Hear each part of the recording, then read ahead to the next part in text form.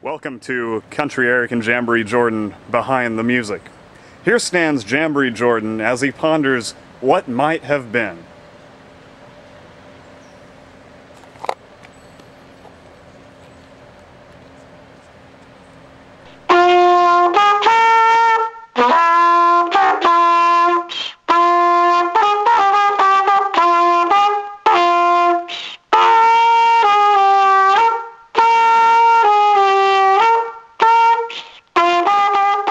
Howdy all you friends and neighbors, and welcome to Wagon, the weekly program where we give you a behind-the-scenes look at the life and times of local bands past and present. This week, the old stage light shines on that unforgettable duo, Country Eric and Jamboree Jordan. Country Eric parted ways with Cowboy Kyle in late 2008, but soon partnered work with another hillbilly solo act, Jamboree Jordan. It was only a few years ago that Country Eric and Jamboree Jordan were the hit acts of the nation. They would go on tours, they would release #1 hits, but somehow it all went wrong.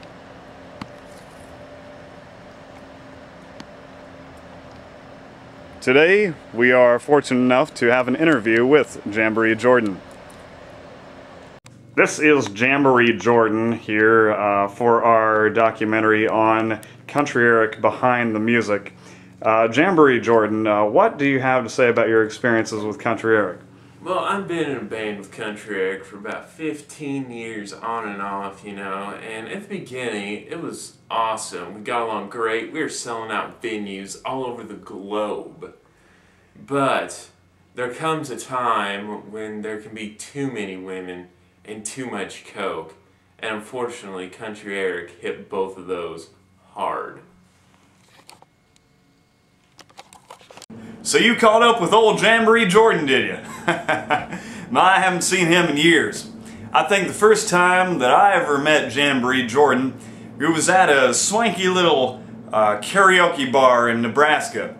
Yeah, the way I recall it, he was singing "You've Lost That Lovin' Feelin'" to a row of empty bar stools and a middle-aged barmaid. And it was about 1:45 at that time. He was getting kind of desperate. Country Eric, the women would just flock to him. I mean, he would take 4, 5, even 6 girls on his tour bus at night and leave the rest of us out in the cold. We had to hitch rides to the next town because there was no room on the bus for us and his women. You know, that was the beginning of the end right there, because, you know, we got tired of being... One time we got stuck in Omaha in a blizzard. He went on his nice toasty tour bus with all these hoochies, and we got stuck in a blizzard. Hell, I even lost 2 of my toes to frostbite because of that. And he didn't even turn around this tour bus to pick you guys back up. Nope, he sure didn't. He was as cold-hearted as the weather was cold outside. Hey now, I made a deal with him that if he was going to go on tour with me, that he would have a cool time. And if he wanted to get his feet warm, he could trade in that cowboy hat of his for some woolly skin moccasins. You know, Country Eric, he's a good guy, just sometimes his priorities were misplaced. Like one time this woman came up to him with what she claimed was his illegitimate child. Turned out to be a sack of rice.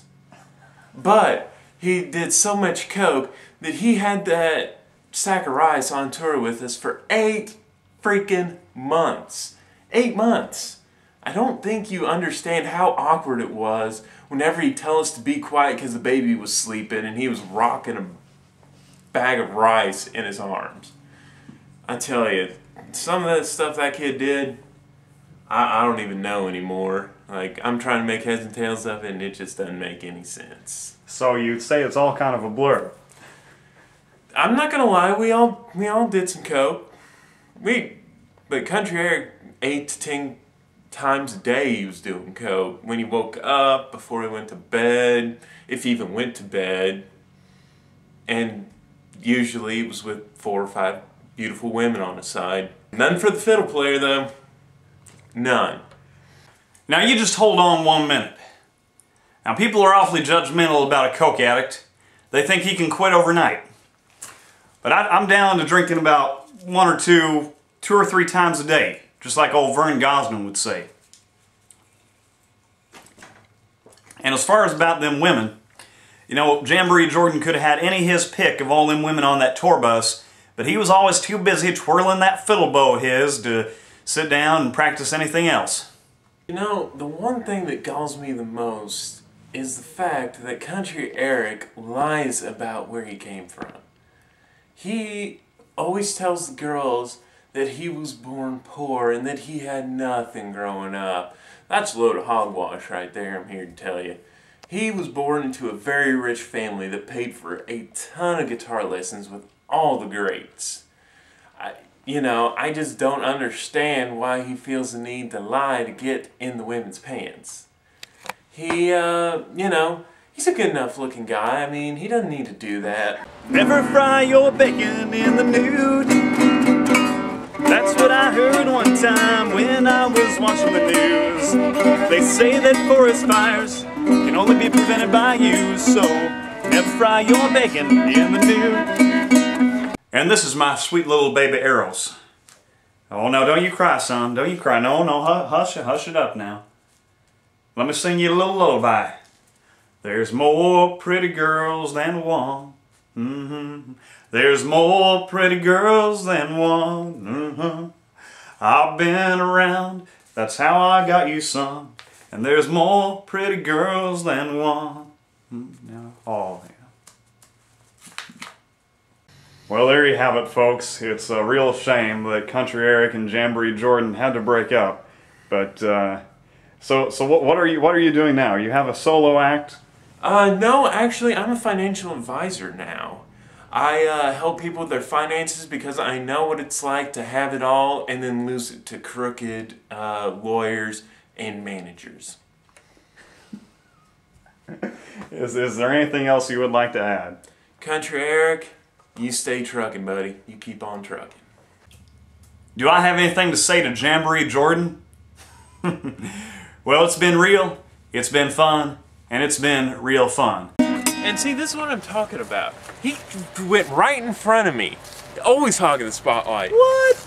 Always hogging the spotlight. Oh, okay. Hey, let's try this again. Never fry your bacon.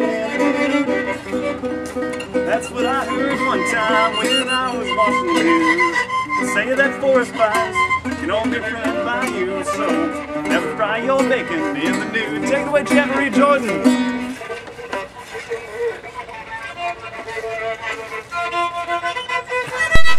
So there you have it, folks. The story out of the pages of the life and times of the fateful duo Country Eric and Jamboree Jordan.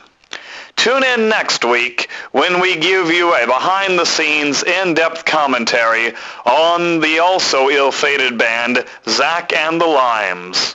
Until next week, friends, this has been Guy Wellington reporting, saying, please be sure to join us and jump on the bandwagon.